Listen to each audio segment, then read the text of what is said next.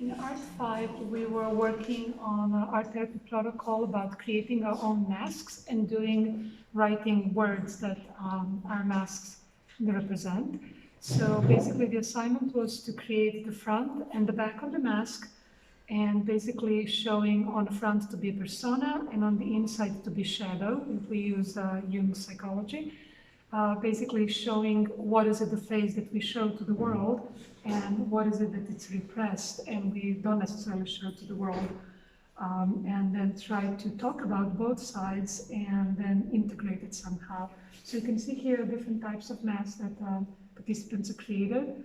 And what's important that you create the environment when everybody has all kinds of different media available, so they can use paints and they can use a collage, they can use something that's very liquid and smooth, so they can be like layering it and creating a flow if they feel like it, or they can do very organized, rigid lines with markers and things like that. So whatever is important to them, they can fill it with a paint, they can fill it with a tissue paper, go outside of the shape of the mask or the inside. So basically to be able to create both sides as freely as possible.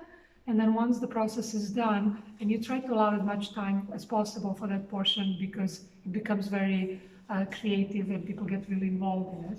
Then you ask them to create words and basically write them down on the piece of paper, just saying what they see on the front of the mask and what they see on the back.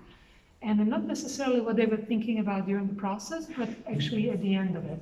So sometimes, you know, during the process you will say one thing, but then at the end, whatever comes to your mind, just quick associations without thinking too much, whatever comes to your mind. And then when it comes to sharing it, then you look at those words and try to make a connection, and then you can ask more open questions and basically try to get the story out.